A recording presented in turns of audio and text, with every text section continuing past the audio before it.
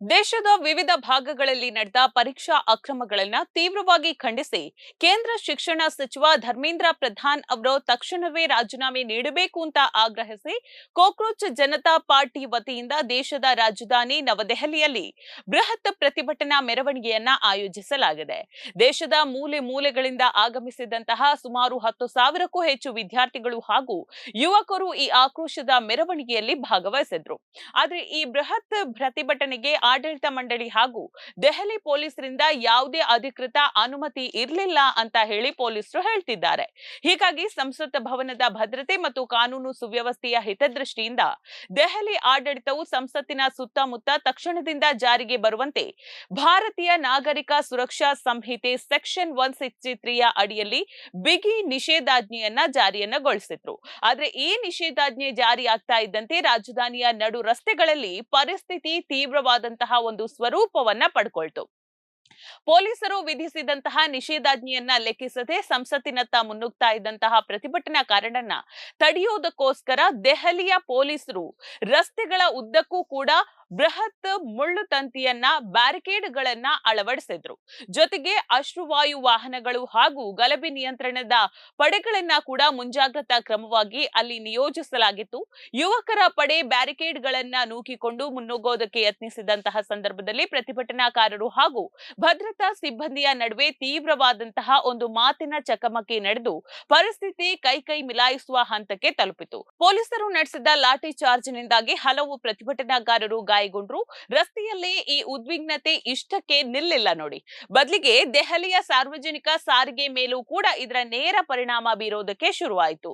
ಅಂದ್ರೆ ಪ್ರತಿಭಟನೆಯ ಕಾವು ಹೆಚ್ಚಾಗ್ತಾ ಇದ್ದಂತೆ ರಾಜಧಾನಿಯ ಸಾರ್ವಜನಿಕ ಸಾರಿಗೆ ಮತ್ತು ಸಂವಹನ ಸಂಸ್ಥೆಯ ಮೇಲೆ ಕೂಡ ಸರ್ಕಾರ ಬಿಗಿ ನಿಯಂತ್ರಣವನ್ನ ಹೇರಿತು. ಪ್ರತಿಭಟನೆಯ ಕಾವು ಹೆಚ್ಚಾಗ್ತಾ ಇದ್ದಂತೆ ರಾಜಧಾನಿಯ ಸಾರ್ವಜನಿಕ ಸಾರಿಗೆ ಮತ್ತು ಸಂವಹನ ವ್ಯವಸ್ಥೆ ಮೇಲೆ ಕೂಡ ಸರ್ಕಾರ ಬಿಗಿ ನಿಯಂತ್ರಣವನ್ನ ಹೇರಿತು. ಸುರಕ್ಷತೆಯ ದೃಷ್ಟಿಯಿಂದ ಈ ರೀತಿ ಮಾಡಲಾಯಿತು ಅಂತ ಹೇಳಿ ದೆಹಲಿ ಮೆಟ್ರೋ ನಿಗಮವು ತನ್ನ ಅಧಿಕೃತ ಎಕ್ಸ್ ಖಾತೆಯಲ್ಲಿ ಮಾಹಿತಿಯನ್ನ ನೀಡಿದೆ.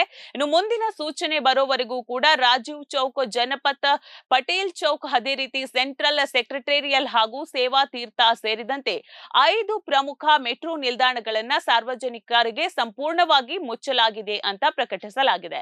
ಅಷ್ಟೇ ಅಲ್ಲದೆ ಸಾರ್ವಜನಿಕರು ಈ ಬಗ್ಗೆ ಆಕ್ರೋಶವನ್ನ ಕೂಡ ವ್ಯಕ್ತಪಡಿಸ್ತಾ ಇದ್ದಾರೆ. ಮತ್ತೊಂದು ಕಡೆಯಲ್ಲಿ ಸಾಮಾಜಿಕ ಜಾಲತಾಣಗಳ ಮೂಲಕ ಕೂಡ ವದಂತಿಗಳು ಹರಡೋದನ್ನ ಮತ್ತು ಜನರನ್ನ ಒಂದು ಕಡೆ ಸೇರಿಸುವುದಕ್ಕೆ ತಡೆಯೋದಕ್ಕೆ ಸೆಂಟ್ರಲ್ ದೆಹಲಿಯ ಹಲವು ಸೂಕ್ಷ್ಮ ಪ್ರದೇಶಗಳಲ್ಲಿ ಮೊಬೈಲ್ ಇಂಟರ್ನೆಟ್ ಸೇವೆಗಳನ್ನ ಕೂಡ ತಾತ್ಕಾಲಿಕವಾಗಿ ಸ್ಥಗಿತಗೊಳಿಸಲಾಗಿದೆ.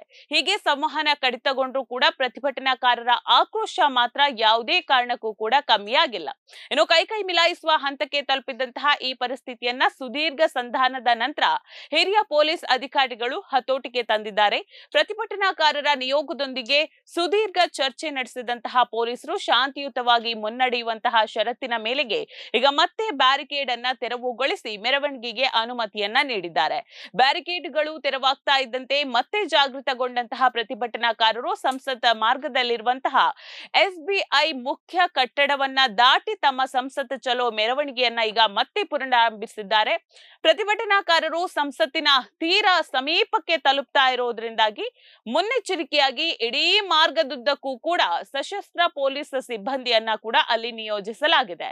ದೆಹಲಿಯಲ್ಲಿ ವಿದ್ಯಾರ್ಥಿಗಳ ಈ ಹೋರಾಟ ಒಂದು ಕಡೆಯಾದ್ರೆ ಇನ್ನೊಂದು ಕಡೆಯಲ್ಲಿ ಕಾನೂನು ಮತ್ತು ಆರೋಗ್ಯದ ಹೋರಾಟ ಮತ್ತೊಂದು ತೀವ್ರ ತಿರುವನ್ನ ಕೂಡ ಪಡ್ಕೊಂಡಿದೆ. ಅಂದ್ರೆ ಎಲ್ಲಾ ರಾಜಕೀಯ ಮತ್ತು ಸಾಮಾಜಿಕ ತಲ್ಲಣಗಳ ನಡುವೆ ಕೂಡ ಪ್ರಮುಖ ಹಕ್ಕುಗಳ ಹೋರಾಟಗಾರ ಸೋನಂ ವಾಂಗ್ಚುಕ್ ಅವರು ಈ ವಿವಾದಕ್ಕೆ ಶಾಶ್ವತ ಪರಿಹಾರ ಕಂಡುಕೊಳ್ಳೋದಕ್ಕೆ ಕೇಂದ್ರ ಸರ್ಕಾರದೊಂದಿಗೆ ಮಾತುಕತೆ ನಡೆಸೋದಕ್ಕೆ ಸಿದ್ಧರಿದ್ದಾರೆ ಅನ್ನುವಂತಹ ಒಂದು ಸುದ್ದಿ ಹೊರಬಿದ್ದಿದೆ. ಆದ್ರೆ ತಾವು ಈ ಒಂದು ಕೈಗೊಂಡಿರುವಂತಹ ಅಮರನಾಥ ಉಪವಾಸ ಏನಿದೆ ಅದನ್ನ ಸತ್ಯಾಗ್ರಹವನ್ನ ಅವರು ಅಂತ್ಯಗೊಳಿಸಬೇಕು ಅಂತ ಹೇಳಿದ್ರೆ ಒಂದಷ್ಟು ಷರತ್ತುಗಳನ್ನ ಕೂಡ ಅವರು ಕೈ ಬರಹದಲ್ಲಿ ಬರೆದು ಆ ಪತ್ರವನ್ನ ಸರ್ಕಾರಕ್ಕೆ ರವಾನಿಸಿದ್ದಾರೆ.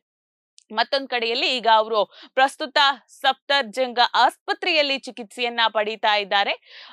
ಈಗಾಗಲೇ ಸಫ್ದರ್ಜಂಗ್ ಆಸ್ಪತ್ರೆಯಲ್ಲಿ ಚಿಕಿತ್ಸೆ ಪಡಿತಾ ಇರುವಂತಹ ಸೋನಂ ವಾಂಗ್ಚುಕ್ ಅವರನ್ನ ತಕ್ಷಣವೇ ಅಲ್ಲಿಂದ ಬಿಡುಗಡೆಗೊಳಿಸಬೇಕು ಅಂತ ಹೇಳಿ ಕೋರಿ ಅವರ ಪತ್ನಿ ಗೀತಾಂಜಲಿ ಅವರು ದೆಹಲಿ ಹೈಕೋರ್ಟ್ನ ಮೆಟ್ಟಿಲೇರಿದ್ದು ಮರುಪರಿಶೀಲನಾ ಅರ್ಜಿಯ ಮೂಲಕ ನ್ಯಾಯ ಒದಗಿಸುವಂತೆ ಮನವಿಯನ್ನ ಮಾಡಿದ್ದಾರೆ.